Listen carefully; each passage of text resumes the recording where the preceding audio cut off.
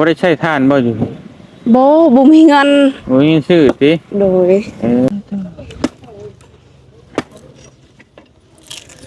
ลูกเต้าไปใช้เบิดซั่นน่ะอยู่น้ำผัวฮะอยู่น้ำข่อยบ่มีแนวกินนี่เราเอาไหมมีเมียใหม่แล้วโดยเราปะค่อยก็มีแต่กระโตนี่แหละบ่ได้มีหยังปะคือมือคือบ้านั่นแหละโอ้สิ่งที่เฮ็ดมานำกันเพิ่นบ่ได้ให้บ่ซะบ่ได้ให้เลยอยากตายเด้จะตายแหละเด้บ่เว้าไปซั่นแหละบัดนี้อ้าวบ่มีเงินอยากตายแล้วนะเป็นหยังคือมันจะตายโอ้ยอย่าเว้าไปซั่นจนมีพ่อแม่ยังใครแน่ข่อยก็บ่มีเลยมีแต่อายแหละกับแม่แหละอย่างเดียวนั่นแหละน้ำในไปใช้น้ำเพื่อนน้องน้ำเหรอบ่โดยโอ้สอบน้อยหนึ่งกับมีไว้ต้มกินเด้อเปิดกับบุมี่ยังมาฝากอ่ะสาวเผ็ดนี่ก่อนก็ได้ว่างก่อน100,000เอาไว้ซอยกันก็ได้ขอบใจโดยเมอรุณโพธิเสนแล้วก็เมคำปุณโพธิเสนขอบใจเด้อเมใจดีขอบใจเด้อแม่ใจดีที่ผักเข่าก็มีจะฝากข้าวกับมีมาให้ลูกก็ให้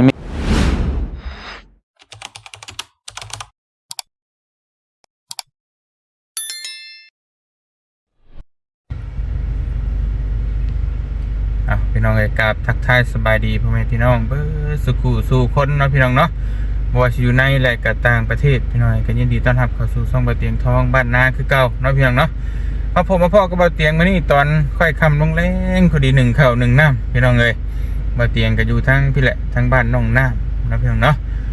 ก็เลยเห็นทั้งบุคคลนึงเป็นหมู่ของน้องน้ำนั่นแหละก็คือสาวเพชรเป็นแม่ห้างพี่น้องเอ้ยเนาะเป็นแม่ห้างผัวป้าประสานมีลูก3คนพี่น้องเอ้ย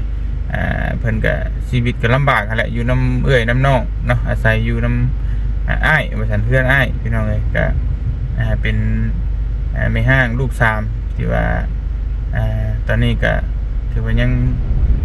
ลำบากลำบนชีวิตการงานก็ยังบ่มีประสานพี่น้องเอ้ยหลายคนก็คือสิไปไทยแล้วแหละพี่น้องก็คือสิเห็นหลายคนอยู่แต่บ่เตียงยังบ่เคยสัมภาษณ์แต่ก็ยังบ่เคยสอบถามชีวิตเป็นจริงเราเป็นใดพี่น้องเนาะเอาละมื้อนี้เฮาก็สิไปนำเสนอเกี่ยวกับชีวิตแม่ห้างลูก3อยู่บ้านตะกี้พีนเนาะเมืองสิปูนแขวงสวรรณเขตสิเป็นจังไดนั่นไปเบิ่งนำกันเลยพี่น้องไป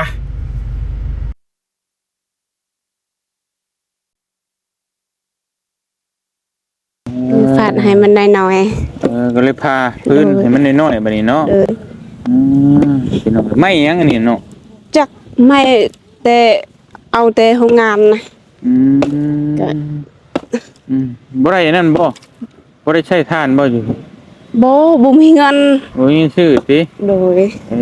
มีแต่หาและหาป่าหาอยู่โรงงานเขาปะแล้วก็เก็บมันก็เอาเขาทิมเขาทิมแล้วก็เอามาดังไฟเนาะโดยโอเค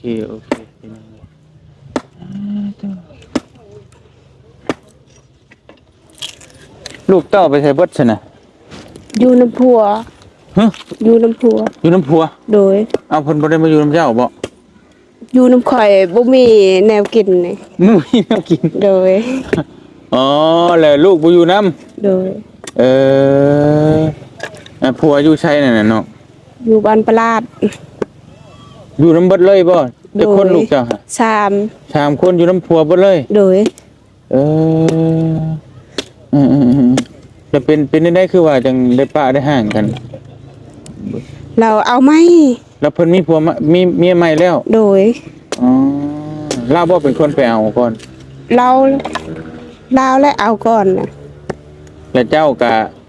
มาอยู่ผู้เดียวบัดนี้โดยอยู่ผู้เดียวเราปะก็อยู่ผู้เดียวเอาลูกไปอยู่น้ำเมย์ใหม่เพิ่นสิบ่นั่นบ่ใช่มันบ่มีปัญหาบ่จักและบ่ฮู้และโอ้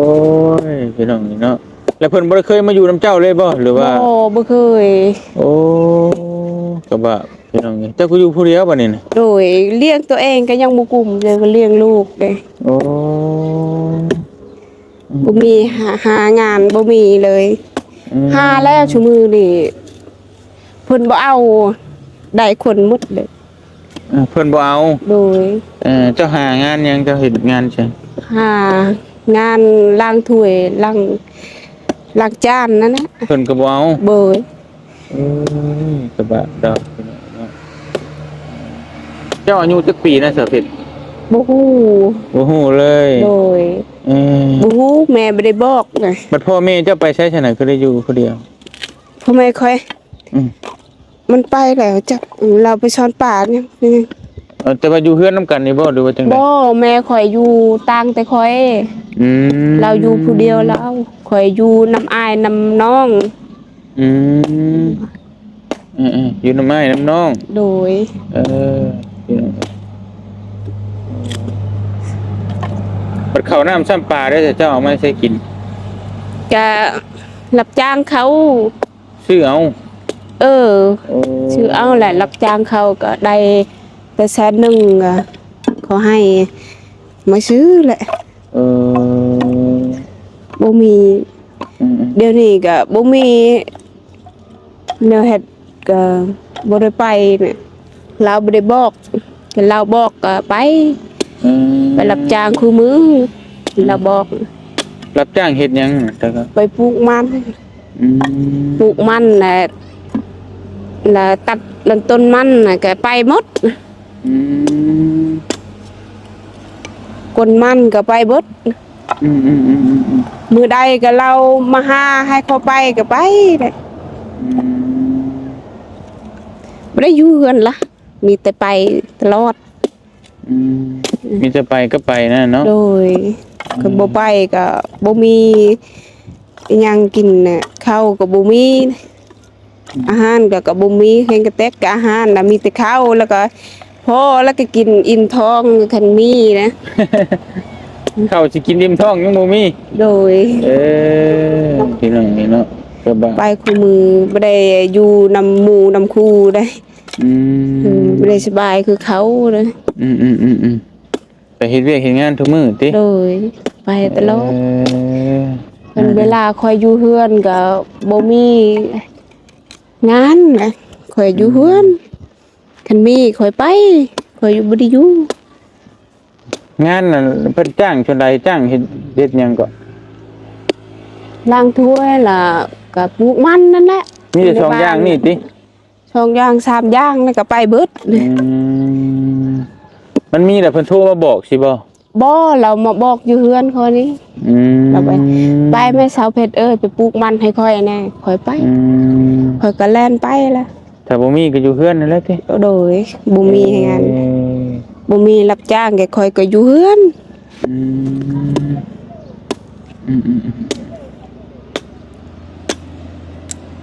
ลูกน่ะใหญ่เบิดแล้วบ่จักปีนี่จักปีลูกเต้าแต่ ลูกค่อยก็ใหญ่เบิดแล้ว ผู้นั้นน่ะผู้กกน่ะ6 ปีผู้ผู้หญิงนั่นน่ะ5 ปีเลยผู้ลานั้น4แหละ4 ปีแล้ว ผู้หญิงหรือผู้ชายใช่ ผู้ลาผู้ชายผู้ละผู้ชายสองผู้หญิงหนึง ผู้กกกับผู้ชายบ่ โดยผู้กก ผู้กลางผู้หญิงติ ค่อยก็ไปเยี่ยมลูกก็บ่มีเงินบ่มี เดี๋ยวไปเยี่ยมอยู่บ่ โดยอยากไปเยี่ยมแล้วบ่มีเงิน ใช้เงินหลายใช่ป่ะไปเยี่ยมลูก บ่ได้น้อยๆก็ไปอยู่ ที่บ้านอย่างนั้นลูกเจ้า มันประหลาด ไกลจะบ่มัน ฮอด ไป สะ ทาง แด ใด นนั่นแหละ มันไปทางใดไปทางพี่หรือลงทางเชปูน บ่นี่ไปทางนี้นะ ขึ้นทางแสดนพี่ โดยสะแดนนะ ฮอดบ่บันดงโมเมนต์ฮอดบ่บันแดนสวรรค์ มันฮอดใกล้เวียดนั่นน่ะ ติดกับเวียดนามพุ่น โดยไปเวียดนาม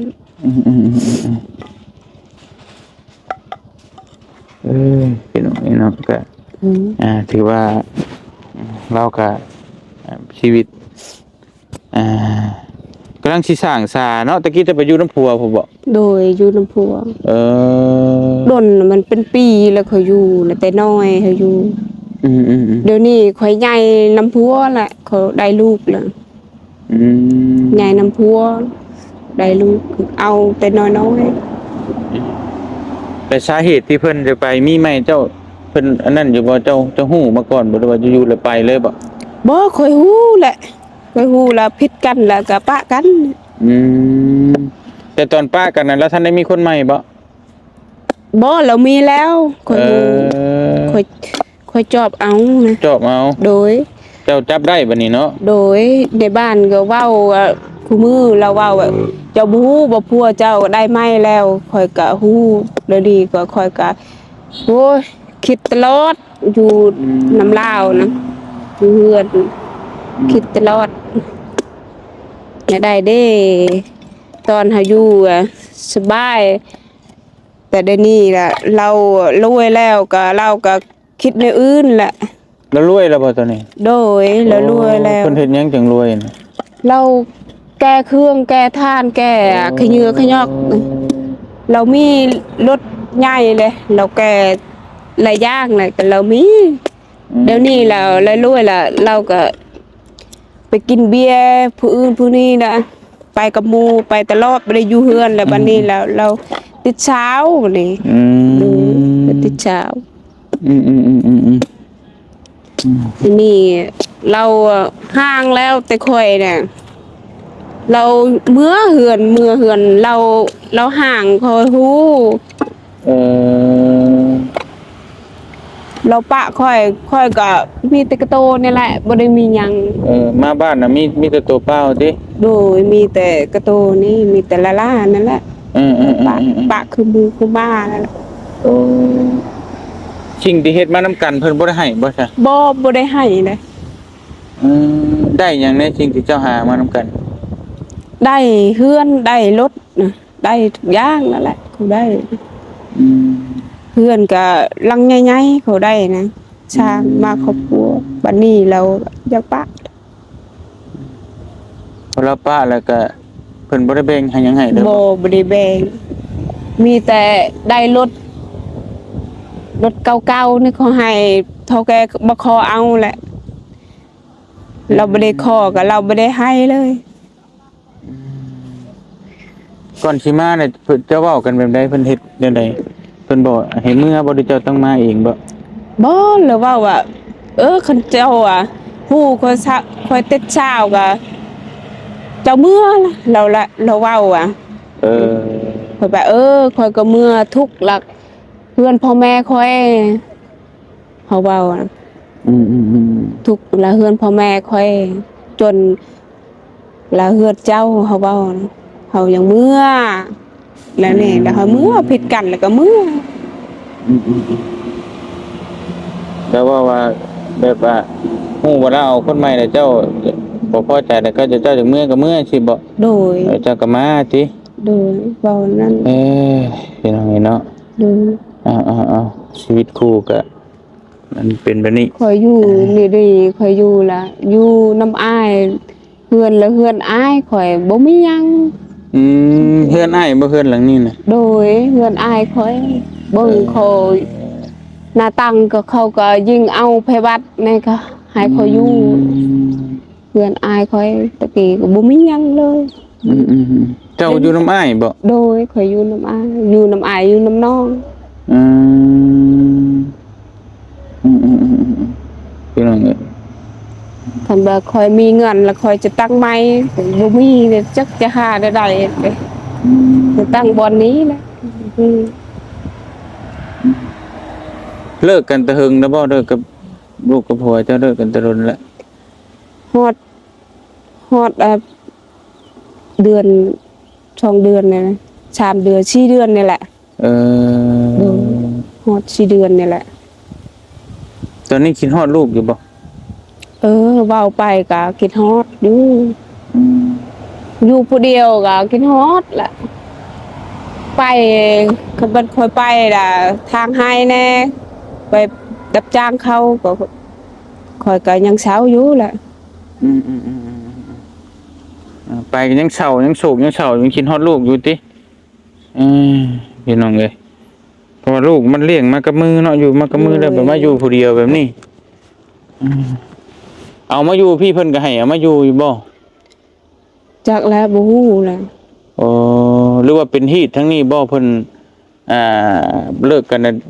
อันเด็กน้อยต้องอยู่น้ำพ่อบ่หรือว่าจังใดหรือว่าเป็นฮีตเพิ่นทั้งนี้บ่ บ่ลูกข่อยอยากอยู่นํพ่อมัน อ๋อ อ อ ยากอยู่มันอยากสบายเด้มันเคยสบายเด้อยู่นํข่อยก็ฮู้แหละบ่นี่แนวกินข้าวก็บ่มีจำปาก็บ่มี เพื่อนอยู่ก็บ่มีลูกก็บ่ได้อยู่นำดอกมันก็เคยอยู่สบายนํพ่อมันอยู่นํพ่อมัน อืม บนน่ะบนข่อยก็ลูกก็มาอยู่นํข่อยก็อดจักแลบุญหัวข่อยล่ะข่อยเป็นบาปอยู่แล้ว ถ้าว่าลูกคิดเห็นลูกจะมาอยู่นำก็แต่เพิ่นเนาะ โอ้ยแล้วแต่เพิ่นละบนข่อยละบ่บนก็ย่าละบาปข่อยก็อยู่ในหัวนี่แหละ โอ้ยเนาะพี่น้องเอ้ยเว้าแล้วก็เว้ามาแล้วก็ค่อยเนาะ โดย ลูกทั้ง3คน โดย แบบบ่มีคนอยู่นำ โดย พี่น้องเอ้ยบ่มีคนอยากมาอยู่นำจักคนเลยแม่นบ่ บ่มี เออ มีแต่อยู่นํพัวข่อยเบิดเด้อ ตอนนี้ตั้งแต่เลิกกันท่านได้ไปเยี่ยมลูกจักเทื่อบ่ บ่แต่ก็เลิกกันแล้วบ่ได้ไปเยี่ยม มีแต่อยู่ผู้เดียวนั่นล่ะ เจ้าว่าเพิ่นก็จมคิดฮอดอยู่ประจังเนาะ จักละบูบ่เราบ่ได้กินฮอดแล้วเราก็มีใหม่แล้ว บ่แม่นบ่ลูกเจ้าหั่นน่ะ ลูกข่อยน่ะจักแล้วน้ำเพิ่นน่ะข่อยก็บ่เห็นหน้าเพิ่นแล้วแหละดนแล้วฮอดเดือนน่ะบู ก็บ่ได้โทรมาหามาหยังบ่ บ่ได้โทรเลย เออ โทรเลยข่อยก็โทรศัพท์ก็บ่มีน่ะ เออ บ่มีโทรศัพท์ บ่มีหยังเลย บ่มีหยังเลยมีแต่กระโตเฮานั่นแหละ มีแต่กระโต เลย เออ หลายคือหมู่ผู้มาล่ะตะกี้แบบบ้านเขาเอาได้คือฮักแพงกันนะบ่ได้สบายแล้วแต่ในนี้โว้ยจักได้บ่ฮู้คือปะคือหมู่คือมา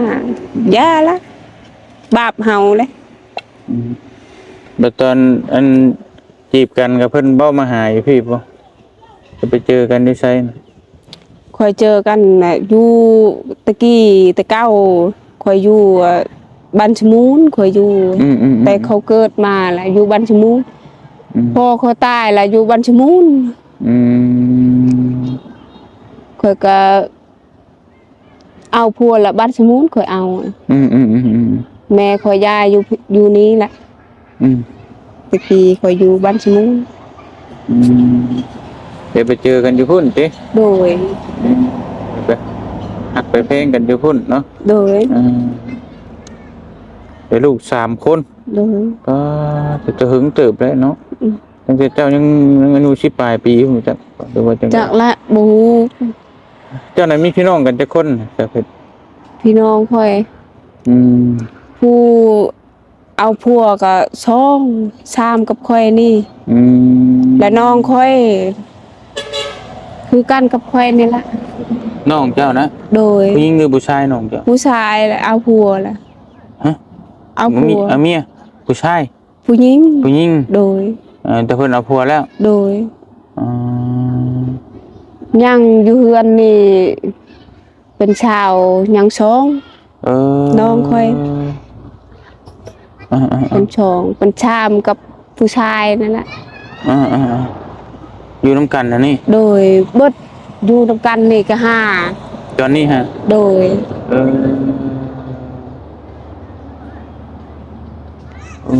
พี่น้องเนาะ เงินก็บ่มีจักหลายคนมาอยู่เด้อจ้ะจักจะเฮ็ดได้ลำบากอะลีเด้ พากันกินหยังแต่ละมื้อแต่ละเว้นเนาะ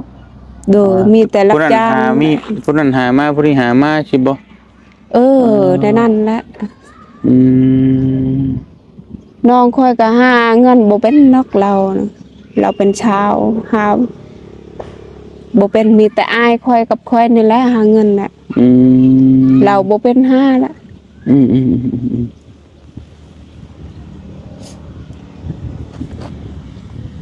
น้องเจ้าก็ยังน้อยดีบ่เราบ่ได้หา บ่เป็นชาวแล้ว อืมแต่ว่ายังบ่จักคมหาเงินติ โดย เออ ในบ้านคอยนี่จักจะหาได้เนี่ย แม่นค่อย บ่แม่นคนลาวเนาะ คนลาวลุมเฮาก็คือกันหั่นแหละ เออ คือกันสาวเพชรอยู่แถวบ้านข่อยก็อยู่แถวบ้านข่อยก็เพิ่นข้ามไปฝั่งไทย โดย ไปให้เฮ็ดงานเฮ็ดเวียกอยู่ไทย ใครแน่นี่ อ่า บ่มีหยังเลย มีแต่อยู่เฮือน อืม อยู่เฮือนก็บ่มีแนวกิน อืม บ่มีเงินลำบากเด้ ลำบากอีหลี โอ้ แม่น ยามฝนโอ้เฮงกระแตกบ่มีข้าวนี่โอ้ อืม ยามแดดก็อยู่ได้แล้วยามฝนก็อยู่บ่ได้แหละ จักสิไปหากิน โด นะ ยจักไปหาได้ยามฝน เออ มีแต่นอนกับนอนแหละจะไปไสเนาะ เออ ยามฝน ฝนตกมาบ่ให้เฮ็ดหยังก็บ่ได้เนาะ โดย เป็นจังได๋ หน้าตั้งก็ยามฝนก็เปียกเบดเด้บ่มีหม้องนอนเลยเบดแล้วเปียกเลยชักชีแล้วก็ชักชีเก่าแล้วเพิ่นอยากได้เงินน่ะค่อยก็เปลี่ยนชักชีใหม่เปลี่ยนหน้าตั้งอยู่บ่ได้จักจะหาแล้วได้เงินเด้อ ลำบากเด้ ถูก บ่เป็นหยังสู้ๆ มีแต่กินอาหารก็ยังบ่มีโอ้ย อืม แต่อยากตายเด้ จะตายแหละ เด้ บ่เว้าไปซั่นแหละบัดนี้ อ้าวบ่มีเงินนี่อยากตายแล้วนะ เป็นหยังคือมันจะตายโอ้ยอย่าเว้าไปซั่นมันคิดบ่ออกบ่เข้าบ่ มันบ่เข้าละ มันจักสิไปเฮ็ดหยังจักสิไปหาหยังเนาะ โดยจักไปหาอย่าง มัน คิดบ่ออกก็ได้ว่า บอกแล้วข่อยก็คิด จะตายใช่ให้มันแล้วใช่สิบอกความหมาย นั่นแหละ เอ้ยพี่น้องเอ้ย คิดนั่นแหละอยากตายให้สบายใจ บ่มันก็บ่สบายดอกบ่ได้คู่หมู่ได้สบายคู่หมู่ชาวนำก็จนมาจนมีพ่อแม่ยังใครแน่ข่อยก็บ่มีเลยมีแต่อายแหละกับแม่แหละอย่างเดียวนั่นแหละกับน้องและน้องก็หาเงินบ่เป็นมีแต่ข่อยกับอายแหละหาแม่ก็อยู่ต่างแต่ข่อยได้พ่อไม้แหละ เรา แม่ก็ได้พ่อใหม่แล้ว โดยเราพ่อค่อยเชียร์ได้พ่อแท้ๆค่อยเชียร์เลย ได้อยู่ไผอยู่มันบัดนี้ โดยอยู่ไผอยู่มันอยู่นํกันกับพิษกันแหละ เพื่อนพ่อแม่ค่อยก็น้อยๆนะนี่ก็ยังใหญ่อยู่ประมาณทำใดนี่ อยู่ในบ้านเดียวกันนะบ่ โดยบ้านเดียวกันแหละอยู่ไกลอยู่ที่เราอยู่ดินเขาเราอยู่เลยเราเบิ่งเราอยู่แถวดินเขาเราเบิ่งแย่งกันเฮือนบ่เฮือนยังเลยเขาเอิ้นเฮือนลาวนะเบิ่งน้ำมะเบิ่งหยังต้นไม้ต้นดอกนั้นแหละเขาอยู่ละล่าดินเขาก็ยังบ่มี อันเจ้านี่ขอโทษด้วยเจ้านี่ได้เรียนหนังสืออยู่บ่ บ่ได้เรียนแต่กี้ก็ค่อยอยู่บ้านชะมูลค่อยก็บ่ได้เรียนเอาแต่น้องแม่ค่อยเฮ็ดให้เฮ็ดหน้าทุกเอาน้องเลย โดย บ่ได้เฮ็ดบ่ได้เรียนเนาะ โดยเฮากำแต่น้อยๆนะเฮานะเป็นชาวละเฮาอยู่บ้านชะมูลละเฮาบ่ได้คือหมู่ได้สบายได้ค่อยได้มีแต่ไปกับแม่ตลอดกับแม่สั่งค่อยไปนั่นไปนี่ไปเฮ็ดให้แน่ไปเชียร์หญ้าก็ไปเบิดค่อยรับจ้าง มีแต่กินข้าวยังก็ข้าวกะโลนั่นแหละข้าวโลข้าวปองอยู่เนาะโดยก็พอแล้วซำนี้คันข่อยอยากได้สะหัวแน่สักนี้ข่อยก็เอาคอนำแม่ละเดี๋ยวนี้ก็คือกันแหละก็ชดน้ำเฮาปิ้งนัวปิ้งนอกกระแปงแน่รับจ้างเขายังได้เด้อถ้า คืองามคือหมู่ เฮ้อลำบากเด้เสื้อผ้าก็คือกันรับจ้างเขาอย่างใดนะงามคือเขา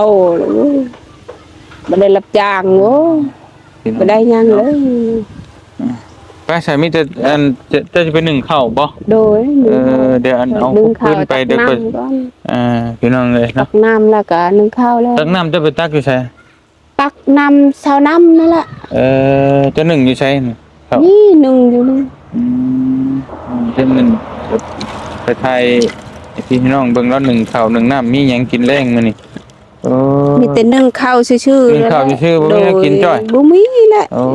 เงินก็ยังบ่มีมีแต่นึ่งข้าว พี่น้องเลยมีแต่ใส่ฟืนเนาะอยู่พี่เนาะใส่ฟืนใส่อันนั้นโอ้ยพี่น้องไป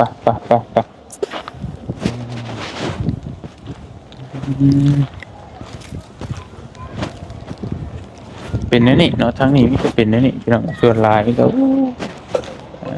ปะห่างกันกระจายกันไป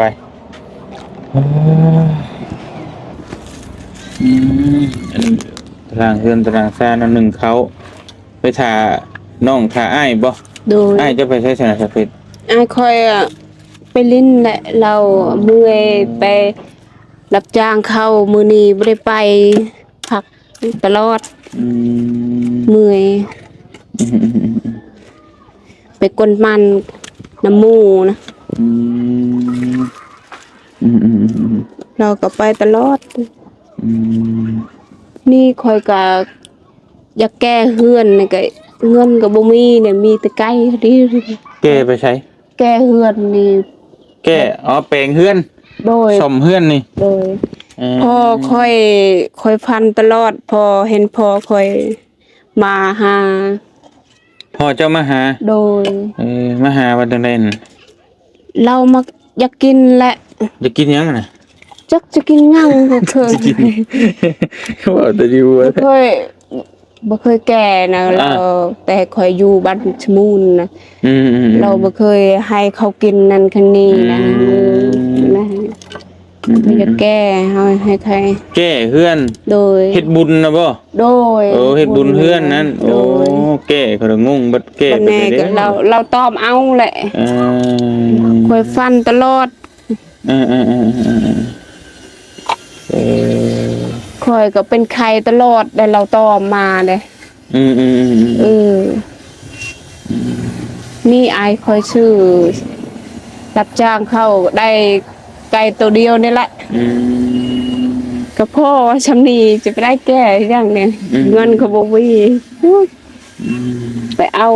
อายะอยู่บ้านยังบ่บ้านนั่นให้เขาแก่นะยังบ่มีเงินเดี๋ยวนี้แล้วเนี่ยได้แต่กันช่องล้านก็ใครแน่แก่ได้แหละแก่ให้มันวิดเนาะไปซื้ออย่างนี้มาคือคนกินไม่ให้คนกินจักและคันเราบอกว่าชื่อนั่นชื่อนี่ก็คันได้เงินก็ชื่อแหละบ่ได้นี่ก็ลำบากนะ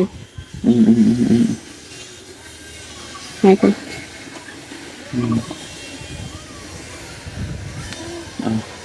ตรงเป็นเฮ็ดกันแล้วก็ปะแล้วเด้เมื่อยหยิบเลย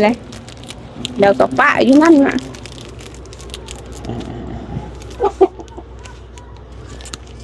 เบิ่งบรรจุไฟหนึ่งเขาเห็ดแรงเห็ดง่ายสู้กินพี่น้องเนาะลมก็ลมมาอีกบ้านลำบากได้ยามพ้นโอ้ยนึ่งข้าวก็ลำบากได้เฮ็ดกินก็ลำบากได้เฮือนครัวใครแน่ยังบ่ได้มีแต่ได้ก็เฮือนนอนแหละ3 คนนอนนำนี่บ่5 คนน่ะโดยใครแน่น่ะน้องโดย น้องแล้วก็น้องจักคนน้องค่อยก็3แหละ5ทั้งอ้ายชีกับค่อย5กับอ้ายแหละเพิ่นไปใช้เบิดชนะน้องจ้าเพิ่นไปลิ้นนะจังหน่อยเรามาเราก็ตำเขาแบ่งคน เฮ็ดเวียกแหละ แบ่งกันเฮ็ดเวียกเฮ็ดงาน โดย พี่น้องเลย เด้อน้องค่อยน่ะ นี่ เป็นชาว มาเลย โดย น้องสาวสบายดีนะ เราญาติ ไอ้กล้อง เด้อ โอ้ยตายแล้ว เราญาตินะ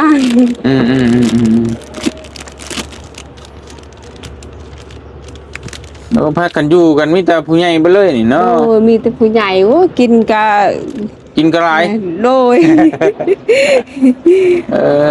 ใหญ่ได้กินลายได้เนาะ โอ้ยใหญ่แล้ว คุณน้องโอ้ย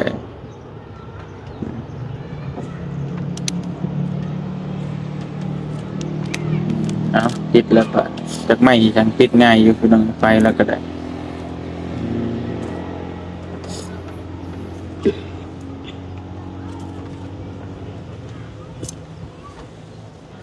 โอเคติดแล้วบัดนี้แล้วหนึ่งเข้าจวดพี่น้องเอ้ยโอ้ยเนาะชีวิตชีวาเอาสู้ต่อไปจะเป็นเด้อ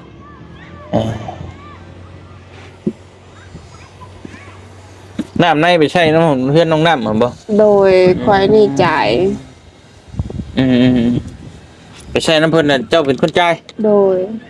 ไฟได้ขนาด พายก็คือกัน คือกันหมดเลย โดยบ่มี เออ ไผก็บ่มีน้ำก็บ่มี เอา นี่ลำบากอะไร มีแต่แนวพี่น้องเลยเนาะ โดย เอาเจ้าหาเอาเข่ามาหนึ่งจ้ะพี่น้องเลยโอ้ย ตัก นี่มาพริก น้ำก่อน ชวนมาพริกบ่อนปลูกหมัก โดยชวนมาพริกแหละ ปลูกผักปลูกอันนี้อยู่พี่น้องเนาะอันนั้นไม่ใช่ชนะหด เอาน้ำมั่งน้ น้ำพันเลย ำโดย เขาเสียเดือนหนึงเท่าไหรนั่นน่ะ เดี๋ยวนี้เดือนมาแล้วเดือนนี้น่ะฮอดเศร้า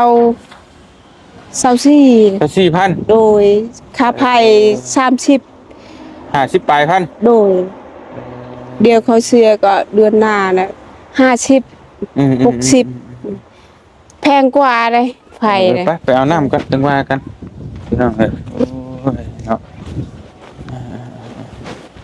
เอาน้ำเพื่อนสาวน้ำนี่เอาน้ำเพื่อนสาวน้ำ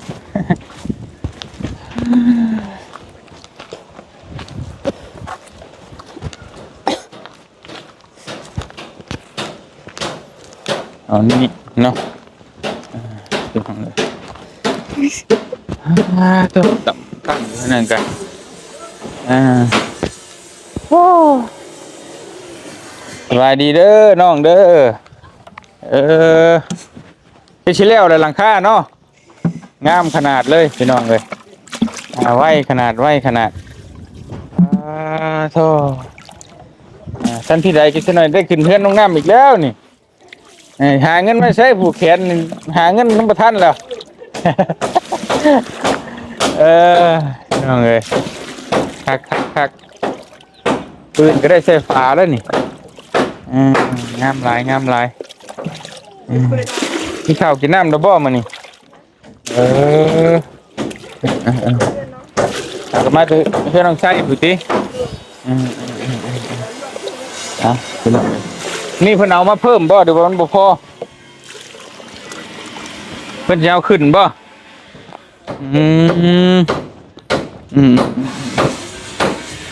โอเคพี่น้องเลยไปเบิ่งสาวเพชรหนึ่งเข้ากันพี่น้องเดี๋ยวกลับมาไม่อยู่น้ำเล่าพี่เอาน้ำอยู่นี่พี่น้องเห็นเนาะเอาน้ำอยู่นี่แล้วก็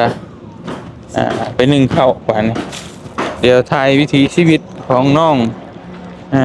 เพชรสาวเพชรก่อนพี่น้องเลยเนาะเดี๋ยวเบิ่งวิถีชีวิตของเราชีวิตการเป็นอยู่ของเราแล้วเฮ็ดเป็นไปอยู่จังใดเป็นอีกบุคคลหนึ่งที่ว่าครอบครัวก็บ่สมบูรณ์นะก็ห้องระแหงกันไปห้องหนึ่งข้าวหนึ่งน้ำตัวนี้พี่น้องนี่หวดตัวนี้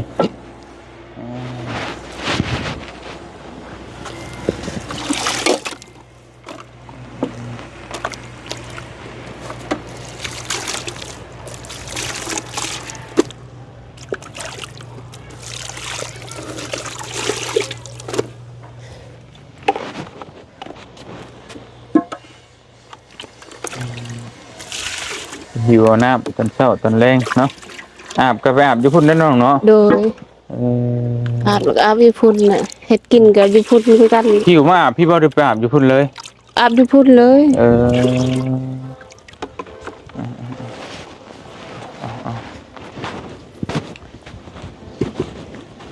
เอาข้าวก่อน โอเคโอเคแล้วขึ้นไปเอาเข้าก่อนโอ้ยเพื่อนซ่านกันน้องสาวก็เล่นดุมขึ้นพี่น้องเลยอายกล้องว่าซะโอ้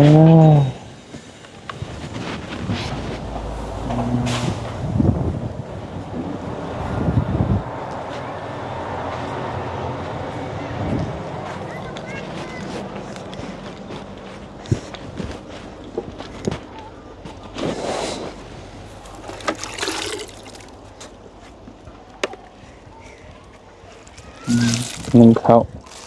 ยุยยุย กินจะคนน่ะนะห้าคน คนน่ะ เออเบิดบ่หันบ่เหลือติ เลยคันได้อาหารกินกับเบิดแหละ บ่มีแนวกินก็บ่เบิด เออโอ้ยพอสได้กับข้าวสามีหลายก็กินญาติไปญาติมาคือแล้ว อืม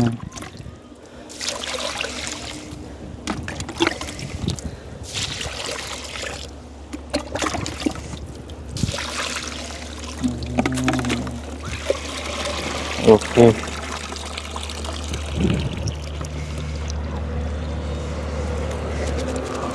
เอาไป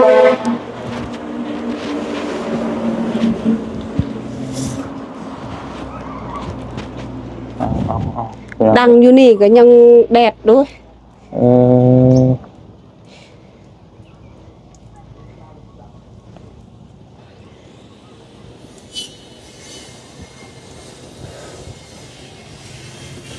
อิ๊ช โอเควินปกบ่ มีแหละ เอาก่อน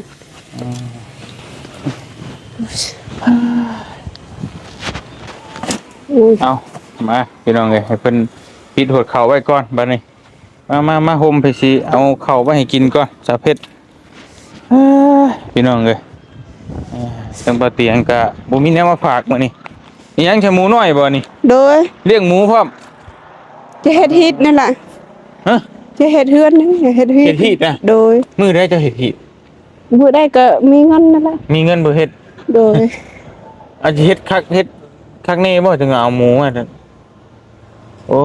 เพิ่นสิเฮ็ดบุญน้ำพอ